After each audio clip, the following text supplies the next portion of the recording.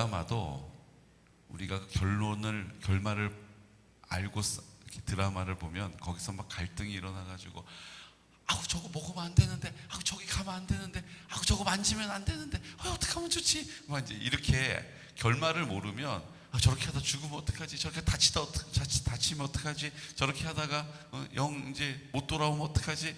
저 차 타면 안 되는데, 어떡하지? 막 우리 드라마에서 얼마나 그 드라마 보면서 막 가슴을 졸이고 막 이러잖아요.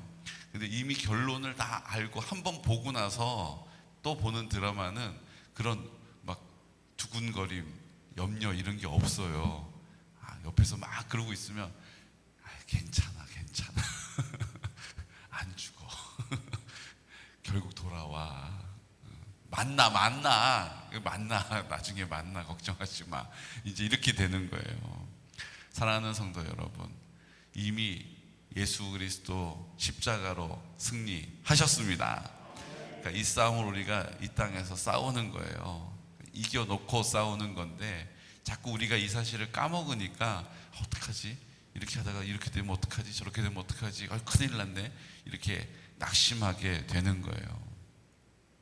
우리 김정영 장로님 예초기 메고 2층에 올라가시다가 계단 3개 올라가셨는데 뒤로 넘어지셔가지고, 그래서 이제 며칠은 괜찮으셨는데 영 아파가지고 정형외과를 갔더니 이제 아래쪽에 있는 갈비뼈가 부러지셨다고.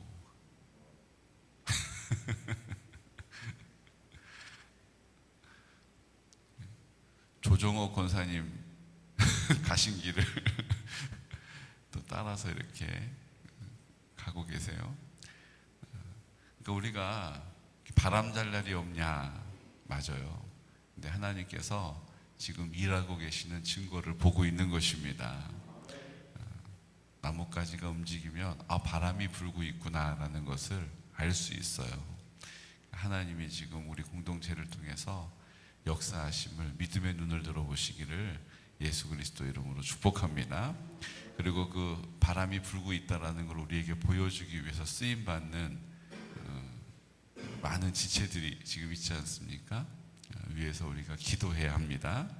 그래서 그 자리에서 쓰임받는 기쁨을 누릴 수 있도록, 쓰임받는 하나님의 보상을 경험할 수 있도록 우리가 함께 기도해 주시기를 축복합니다. 이제 유태정 권사님은 이제 항암 3차를 아직 맞지를 못하셨어요. 혈전이 생겨가지고 피 안에 피딱지 같은 것들이 둥둥 떠다니는 게 생겨서 그게 나중에 이제 잘못되면 이제 뇌졸중으로 가게 되기 때문에 지금 암이 문제가 아니고 이거 급하다고 그래가지고 지금 치료를 하시다가 병원 안에서 이제 치료하는 게 너무 답답하시고 막 이래서 이제 퇴원을 하고 주사를 김종분 권사님이 주사를 배워서 놔야 된, 의료진이 하라고 한 거예요. 의료진이 이거 하실 수 있다고, 어려운 거 아니라고 그래서 이제 주사를 놓으셔야 돼요. 그러니까 김종분 권사님도 얼마나 부담이 되시겠어요? 그러니까 하나님께서 우리 유태정 권사님, 하나님이 살아계시다, 하나님은 능력이시다, 하나님은 구원이시다, 하나님은 도움이시다, 하나님이 그 모든 것 필요한 것들을 우리와 함께 하심을 나타내시는 자리에서 공급하신다. 이 은혜를 나타내게 하실 줄 믿습니다. 네, 그래서 기도해 주셔야 돼요. 네, 혈전 잘 풀어져서 다시 항암 3차도 받으시고, 하나님이 의료진을 통해서 우리의 기도를 지금 들어응답하시는 것을, 폐암 4기임에도 불구하고 통증이 없게 하시는 분은 하나님이십니다. 폐암 4기임에도 불구하고 음식을 잘 먹을 수 있고 소화시킬 수 있게 하시는 분은 하나님이십니다. 폐암 4기임에도 불구하고 잠을 잘 잘 수 있는 은혜는 하나님께로부터 온 것임을 믿습니다. 그러니까 우리가 지금 은혜가 임하고 있다는 사실을 지금 되어지는 상황들을 볼 때마다 자꾸 까먹고 그 상황을 골몰하고 그 상황을 묵상하다 보면 또 하나님 앞에 절망하게 돼요. 여러분, 상황이 아니라 그 모든 상황을 주신 하나님을 바라보시기를 축복합니다. 지금 이 문제가 아니라 그 문제를 허락하신 하나님을 바라봐야 되는 거예요. 그럼 나머지는 하나님이 하시는 거예요. 여러분 그 하나님의 처분에 따라 살아가는 믿음의 삶, 승리의 인생이 되시기를, 간증의 주인공이 되시기를 예수 그리스도 이름으로 축복합니다. 그래서 하나님께서 우리에게 가르쳐 주시는 게 있어요. 우리 오늘 30장 우리가 봤지만 29장에 보게 되면 이제 절기별로 드릴 제사의 방법을 쭉 가르쳐 주고 계십니다. 이제 앞에서 저희가 나팔절, 오늘 이제 나팔절 나오죠. 나팔절 나오고 그 앞장에는 유월절 드리는 제사, 그리고 그 모든 제사들은 화목제로 드리는 제사, 속건제로 드리는 제사, 그 제사들은 또 절기에 드리는 제사의 제물들은 상번제, 그 당시 아침에 드리고 저녁에 드렸던 제사하고 관계없이 거기에 더해가지고 드리는 것이다 라는 것을 봤죠. 그래서 이어져서 오늘 나팔절부터 시작합니다. 나팔절은 7월 1일 날, 그러니까 우리의 1월 1일이 이스라엘 사람들은 이스라엘 사람들의 달력으로는 7월 1일이 새해예요. 우리는 1월 1일이 새해고, 그러니까 7월 1일 날 쇼파르라고 하는 양각 나팔, 풀로 이렇게 되어진 사냥의 나팔을 똑같아요. 지금 이 소리.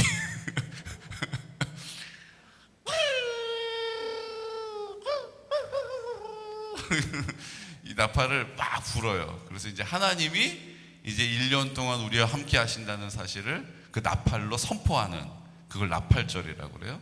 나팔절 때도 하나님이 정해놓으신 제물을 드리게 되었어요. 그리고 나서 그 다음은 뭡니까? 7월 10일 날은 대속죄일이에요. 대제사장이 지성소로 들어가서 이스라엘 모든 백성의 죄를 하나님 앞에 제사로 속하는, 그 제물을 드리는 그날이 대속죄일. 그때 이제 두 염소를 가지고 제비 뽑아 가지고 하나는 하나님께 드리고 하나 아사셀 양으로 광야로 보내는, 그래서 그 광야로 떠나가는, 그 모든 죄를 지고 광야로 가서 죽임을 당하는 것이 예수님이심을 우리에게 보여주시죠. 그 다음에 7월 15일 날, 7월 15일이 초막절이에요. 초막절 뭡니까?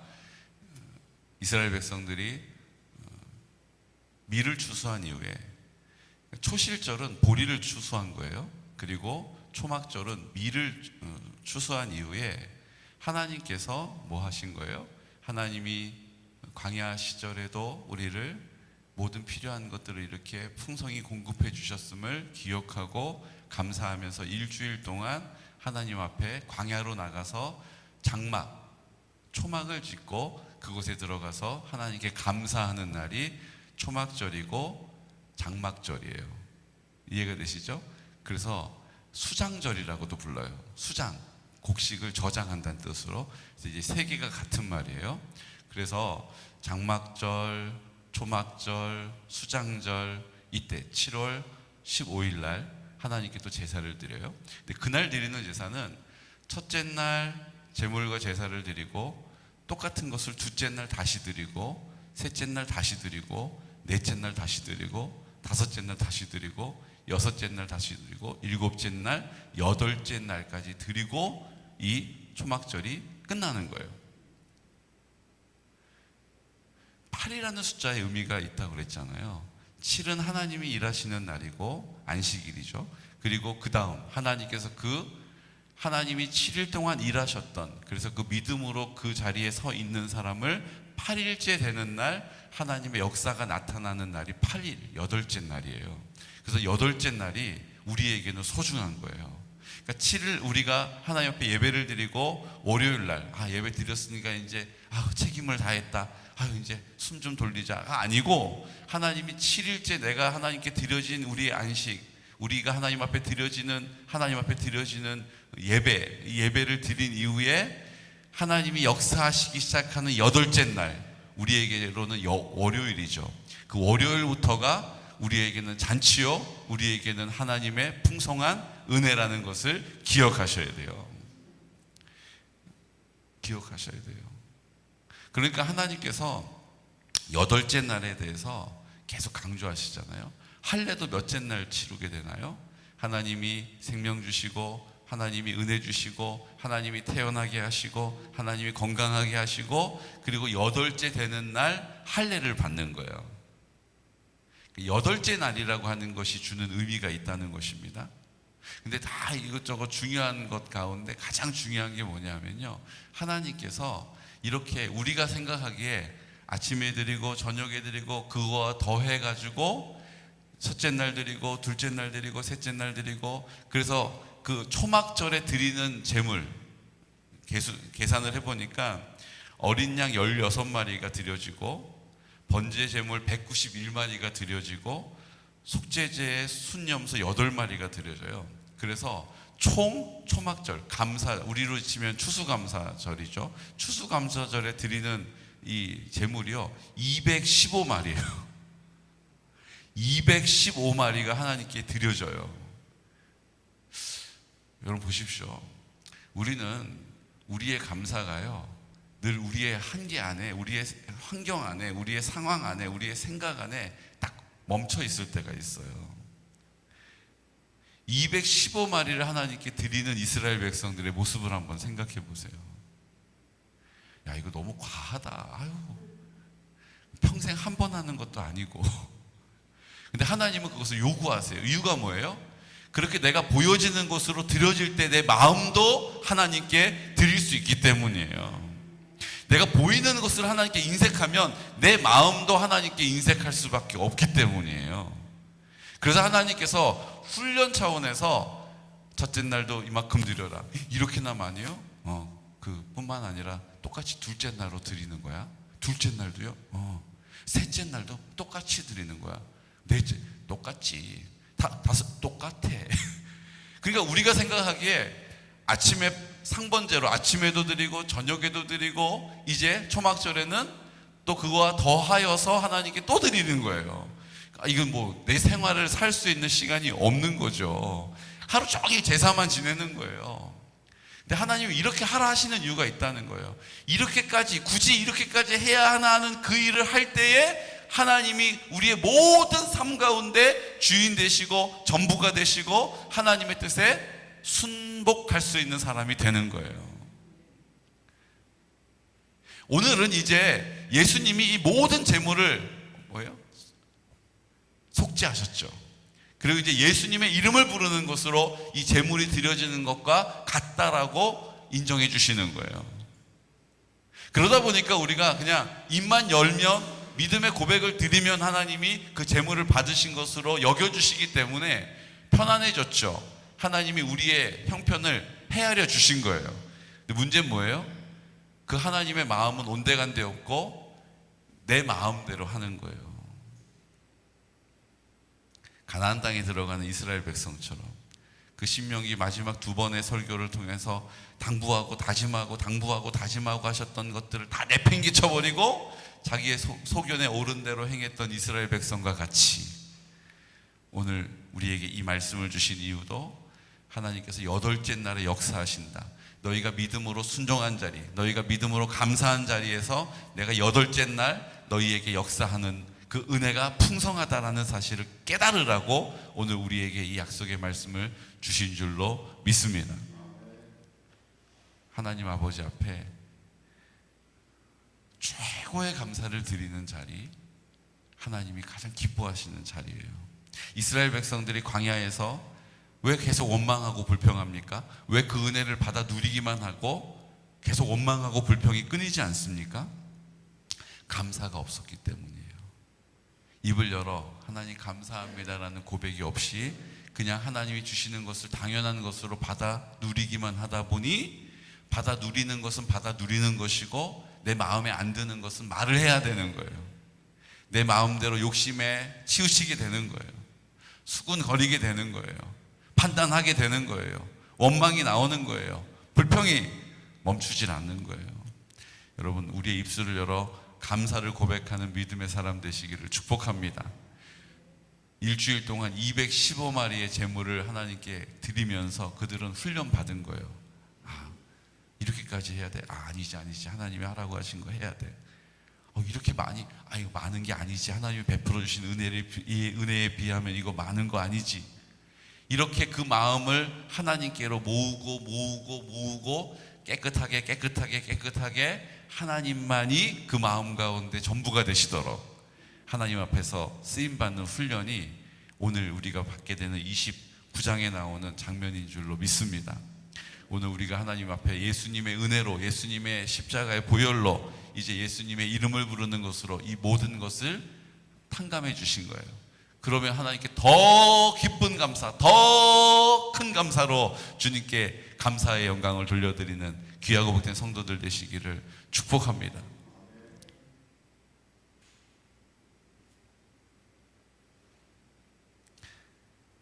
감사해야 돼요. 그러니까 오늘 여덟째 날까지 드려지는 이 예물은요, 하나님께서 우리 주일날 함께 나눈 것처럼 감사하는 것과 순종의 이 두 가지의 훈련을 병행하셔서 우리에게 보여주시는 거예요. 여러분, 순종하는 일, 감사하는 일, 순종하는 삶, 우리 하나님께서 그 은혜를 여덟째 날에 베풀어 주시는 하나님의 충분한 이유가 될 줄로 믿습니다. 오늘 우리가 감사하고 있는가? 오늘 나는 순종의 삶을, 순종의 태도를 가지고 있는가를 다시 한번 점검할 수 있는 믿음의 고백이 있으시기를 축복합니다. 그리고 나서 30장에는 서원에 대한 이야기가 나와요. 서원이 뭡니까? 하나님께 약속한 것이 서원이에요. 그래서 함부로 서원하지 말라라고 말씀하셨고, 그 서원한 것은 나에게 해가 될지라도 반드시 지켜라. 내가 손해를 보더라도 반드시 그 서원한 것을 지켜야 한다라고 가르쳐 주신 거예요. 그런데 오늘 그 서원을 지키지 않아도 되는 상황을 소개하고 계신 거예요. 어떤 상황이에요? 여자가 하나님께 서원을 했어요. 제가 하나님 이렇게 바칠게요. 아니면 제가 하나님을 위해서 이렇게 살게요. 이렇게 서원을 했어요. 근데 그 서원한 것을 가지고 아버지한테 얘기를 했더니 아버지가 에이, 안 돼. 지금은 그럴 때가 아니야. 그렇게까지 안 해도 돼. 이렇게 얘기하면 그 여자가 서원한 것은 무르지 않아도 된다라고 얘기하시는 거예요. 여자가 서원을 했어요. 근데 결혼을 했는데 남편에게 여보, 나 결혼하기 전에 하나님께 신학교 간다고 서원했어요. 저 하나님 앞에 평생 동안 1억 원 헌금하겠다고 서원했어요. 근데 남편이 뭐라고? 가긴 어딜 가? 안 돼. 이렇게 얘기하면요, 나 하나님을 위해서 서원한 건데 나 지켜야 돼요 라고 말하지 말라는 거예요. 남편이 그러지 마 그러면 네 알겠어요. 그리고 하나님께 서원한 것을 지키지 않을 수 있다라고 가르쳐주고 계신 거예요. 이해가 되시죠? 근데 남편이 그것을 듣고도 안 돼, 돼 이런 말 없이 아무 말 안 하고 있으면 그것은 지켜야 하는 것이다 라고 또 가르쳐주고 계세요. 거기다가 남편과 아버지가 먼저 떠나간 이후에 남아있는 분들은 어떻게 서원을 합니까? 그 서원은 본인이 판단해서 이건 내가 그때 하나님 앞에 이렇게 한다라고는 했지만 내가 그때 이런 마음이 있어서 그랬어 라고 하나님께 고백한다면 그 말한 것에 대한 책임은 본인이 져야 한다, 이렇게 가르쳐주고 계신 거예요. 이해가 되시죠? 그럼 오늘 이 대목에서 역시 여자들은 하나님이 취급을 안 하시는구나. 여자들은 자기 마음대로 서원을 지킬 수 있는 자격도 없고 권리도 없고 남자가 하라는 대로, 아버지가 하라는 대로, 남편이 하라는 대로만 해야 되는구나. 역시 하나님은 남자만 최고로 쳐주는구나. 여러분, 오늘 이 말씀은 그걸 가르쳐주고 계신 게 아니에요. 남자만 으뜸이다, 남자 뜻을 따라라가 아니고요, 이렇게 말씀하신 이유가 있어요. 그 당시에 모든 경제권은 남자에게 있었습니다. 여자들은 그 남자를 통해서 공급을 받는 자리에 있었잖아요. 그러니까 여자가 어떤 것을 내가 하나님 앞에 서원을 했는데 그것을 지킬 수 있는 여건이 안 되는 거예요. 그걸 지키려면 죽어라 고생을 해야 하는 거예요. 그러니까 하나님께서 그 서원은 했지만 그 서원을 내가 감당하느라고 그냥 죽을 둥 살둥 살아야 되는 그 상황에서 그 상황을 어떻게 하시는 거예요? 면하게 해주시는, 해결해 주시는, 구원해 주시는 은혜가 여기 있음을 믿으시기 바랍니다. 서원한 것은 반드시 지켜라 그랬으니까 이걸 내가 서원은 했는데 서원을 감당할 상황이 아닌 거예요. 내가 하나님 앞에 헌금 드리고 싶은데 내가 돈 벌이가 없는 거예요. 근데 하나님께 약속한 것은 있으니까 어떡하지? 그때 그 아내들에게, 여자들에게 그것을 구제해 주는 방법을 가르쳐 주고 계시는 거예요. 여러분, 어찌 이게 남자만 으뜸으로 여긴다라고 오해할 수 있겠어요? 여자들의 형편을 잘 살피셔서 구제해주고 위해주고 편들어주는 자리인 줄로 믿습니다. 우리 하나님 그런 하나님이세요. 우리 하나님 그런 하나님이신 거예요.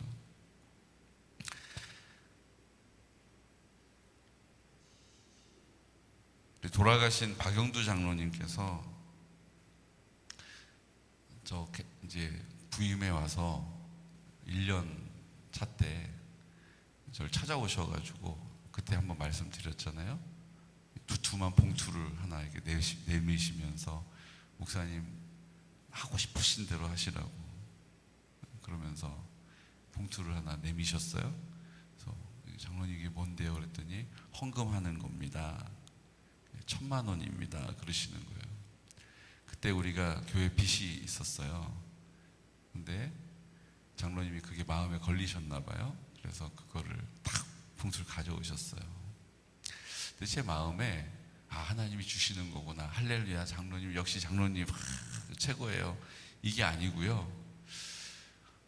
장로님이 이거를 가족들하고 상의를 해가지고 결정하시고 그리고 가져오신 걸까? 그런 마음이 들었어요. 그래서 장로님께 권사님하고 상의하셨어요? 그랬더니 안 하셨대요. 제가 어떻게 했는지 아세요? 다시 가지고 가시라고. 여러분, 사람이요 가지고 왔던 거를 접수가 안 되면요 그 다음에 하고 싶어요? 하고 싶지 않아요? 하고 싶지 않아요. 그러니까 다 접수하러 왔을 때 접수를 그때 받아야 돼요. 그게 지혜로운 거예요. 근데 하나님이 주시는 거면 제가 아무리 아니라고 접수 안 받아도 하나님이 접수시켜 주실 줄로 믿습니다. 제 안에 그 믿음이 있었어요. 부족한 종이 제 안에 그 믿음이 있었어요. 조그만 믿음이. 그래서 장로님 가져가시라고. 그리고 권사님이 허락하지 않으면 가져오지 마시라고 그랬어요. 근데 그 다음 주에 여쭤봤더니 말씀드리셨어요? 그랬더니 그 다음 주에 또 여쭤봤는데 그러면 가져오지 마세요. 그랬거든요. 그때 장로님이 권사님하고 얘기해가지고 권사님이 그렇게 하시라고 얘기했다는 거예요. 그러면서 활짝 웃는 얼굴로 헌금을 가져오셨더라고요. 여러분, 이것은요 남자에게만 해당되는 것, 여자에게만 해당되는 거 아니에요. 하나님의 사람으로 사는 모든 사람에게 해당되는 것입니다. 그러니까 이 땅에서 우리에게 주시는 물질을 이거 내 거니까 내 마음대로 쓰면 안 된다라는 거예요.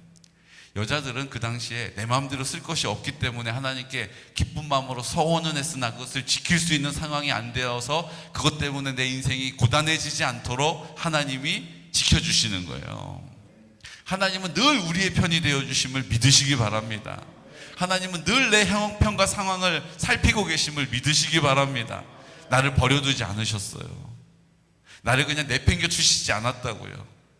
그럼에도 불구하고 나를 기대하시고 나를 사랑하시고 내 손을 잡아주심을 오늘 믿는 그 믿음의 고백을 통하여서 그 8째 날의 영광을, 그 8째 날의 풍성함을, 그 8째 날의 승리를 경험할 수 있는 믿음의 사람 되시기를 예수 그리스도 이름으로 축복합니다. 시간 다 같이 기도드릴 때 하나님, 우리가 말씀을 하나님 아버지의 마음으로 살피니 얼마나 감사한지 모릅니다. 말씀을 하나님 아버지의 시선으로 바라보니 얼마나 은혜가 되는지 모릅니다. 하나님께서 하나님 앞에 그 사랑 앞에 기뻐하며 감격하며 서원했으나 그 서원을 갚을 수 있는 실질적인 삶의 여건이 되지 않는 사람, 여자들, 하나님께서 아버지에게 남편을 통해서 구제해 주시는, 자유케 해 주시는 은혜를 보게 하시니 감사합니다. 주님께서 8째 날 동안 8일 동안 그 어마어마한 제물을 바치라라고 말씀하신 것은 하나님이 그 제물이 필요해서가 아닙니다. 오늘 우리가 이렇게까지 해야 하는가, 이렇게 하는 것이 정말 하나님의 뜻인가를 잘 알지 못할 때 하나님이 말씀하신 것을 따라 하나님 내 마음을 주님께 드리도록, 하나님 아버지의 그 풍성한 감사를 고백할 수 있도록, 내가 이해하고 내가 판단함으로 하나님 멈춰서는 것이 아니라 순종할 수 있도록 그 순종과 감사의 훈련을 우리에게 요구하고 계신 것입니다. 그 하나님의 뜻에 순종하고 감사하는 사람에게 8째 날 하나님의 놀라운 역사를 보게 하시는 것입니다. 오늘 이 시간 우리가 그 하나님의 뜻 앞에서 우리 임의대로 행하지 않게 하시고 주님께서 우리에게 마음껏 사랑해 주시고자 하시는 그 믿음의 길을, 좁은 문을 열고 좁은 길을 갈 수 있도록 성령님 도와주시옵소서. 하나님 아버지, 우리가 그 믿음의 고백을 통하여 이 땅에 하나님의 나라가 되기를 원합니다. 하나님 아버지, 하나님의 나라를 살기 위하여 하나님 우리가 광야의 시간을 보내고 있습니다. 광야를 통과하고 있습니다. 주님 아버지, 우리 환우들을 위해서 기도하고 있습니다. 아버지 하나님, 연로하신 어르신들을 위해서 기도하고 있습니다. 하나님, 보이지 않지만 성결한 다음 세대를 세워주시기를 간구하고 있습니다.